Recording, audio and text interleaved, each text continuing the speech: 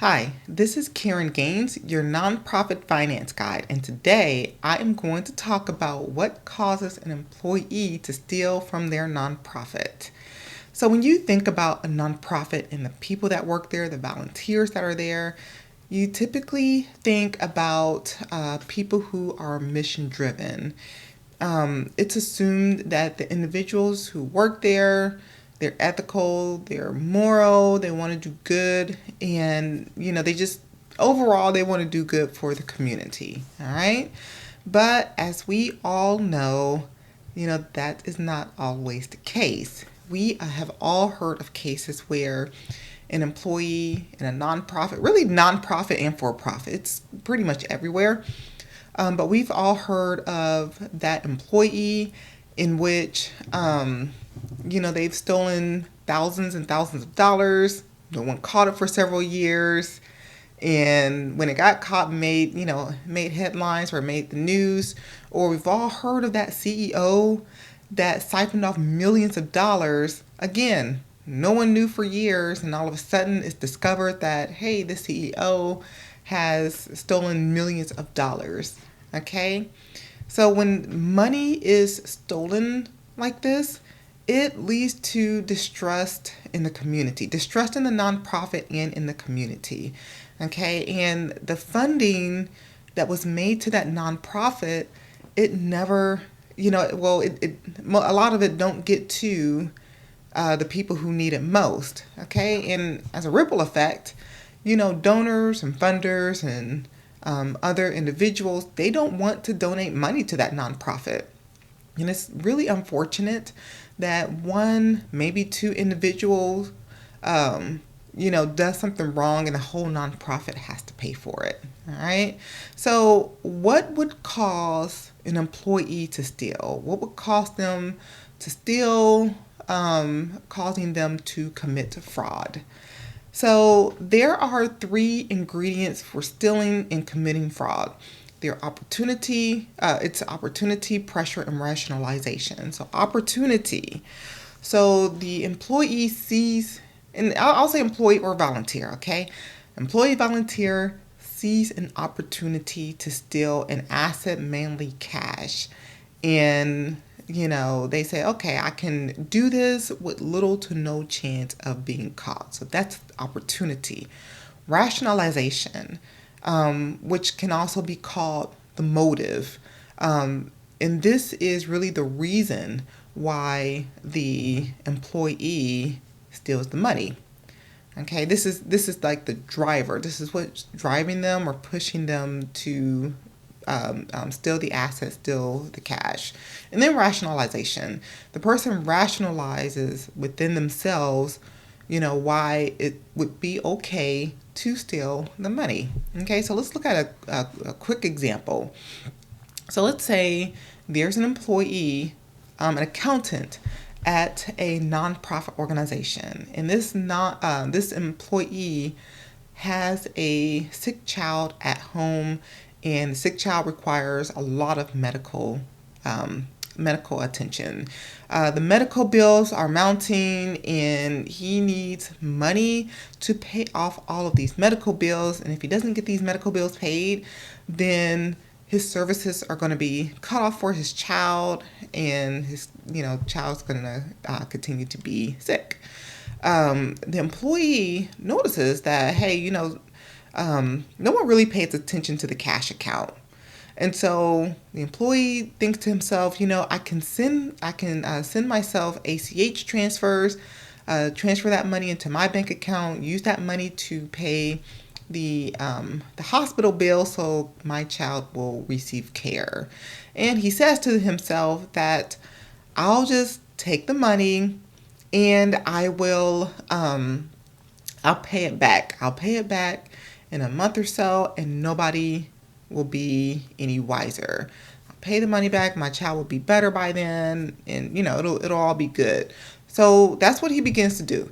He begins to siphon off the money. He begins to transfer or make ACH transfers from the bank account, the nonprofit bank account, to his personal bank account to pay the medical bills.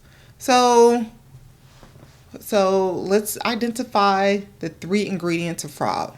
There's opportunity, pressure, and rationalization. So the opportunity was being aware of the fact that no one looked at the cash account and he could transfer ACH payments to his own personal bank account.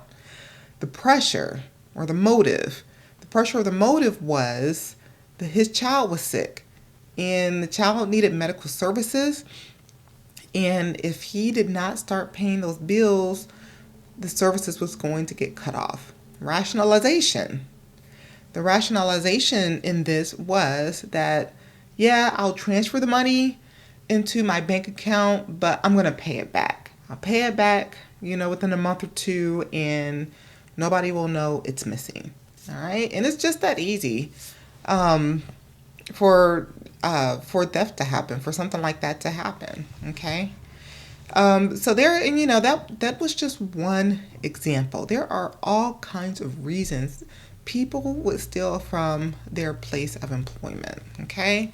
One could be that an employee notices that everyone else in the organization steals. The person notices that, oh, okay, that person steals pens or paper, or, they take a little extra cash out of the petty cash account. Like, you notice people, just taking things in the office. Some employees feel like they're being underpaid, and so they justify it within themselves. Now, I'm not getting paid enough. I work all of these hours. I deserve more. Okay. Other times there are personal financial needs, like in the example that I just gave. Greed. Some people are just plain old greedy. They want, they want to take fancy trips. They want nice cars, and there's nothing wrong with those things.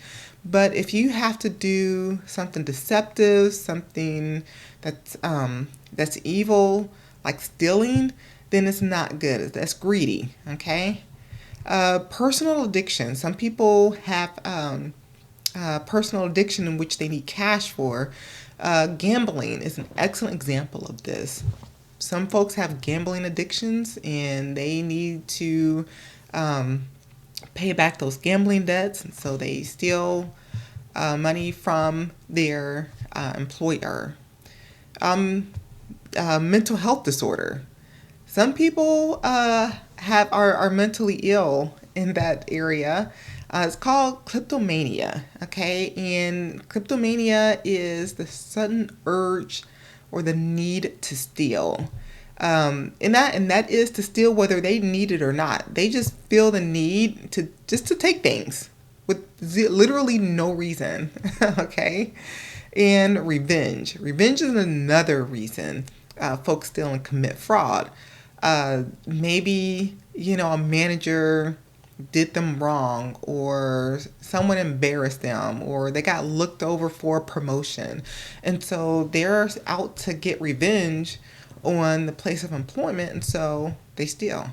And these are just a few reasons why people steal. There are more, but, I'm not going to sit here and name them all. So the question is, how do we prevent something like this from happening? And the answer is internal controls. All right. So and I've talked about this on my channel. Okay. So internal controls are processes and procedures put in place to deter and prevent fraud from taking place. So you must have internal controls in place so employees know that if they ever try to steal anything, they would get caught. All right. So it really sets a deterrent in place. If you don't have these internal controls in place, at some point you're going to come across someone that will have no problem stealing. Stealing money, stealing from the donors, stealing from the bank account. So, nonprofits receive money. They receive money from donors, funders, grantors, who are believing in the nonprofit's mission. And so as a nonprofit, you have a fiduciary duty to safeguard those assets, which cash, being the main one. Okay, so let's say, you're watching this video and you don't know where to start. You have no clue on how to get started in this? Well, start by looking for opportunities where theft could take place. All right. Think about ways in which someone could steal without your knowledge. And then you want to put a process in place so that it cannot happen. And once you put that process in place, write it down, make it a policy, and share that policy with the employees. And it would be best if you had a short meeting, explaining the policy and, talking about why you're putting it in place and etc. And that will put an awareness in those working for you, whether employees or volunteers. It will put something in them like, okay, I better not try to steal from this person, this nonprofit. Okay, so hopefully this video has been helpful for you. Let me know what you all think. If you're watching via YouTube, make sure you like, comment, and subscribe. Thank you for watching and have a great day.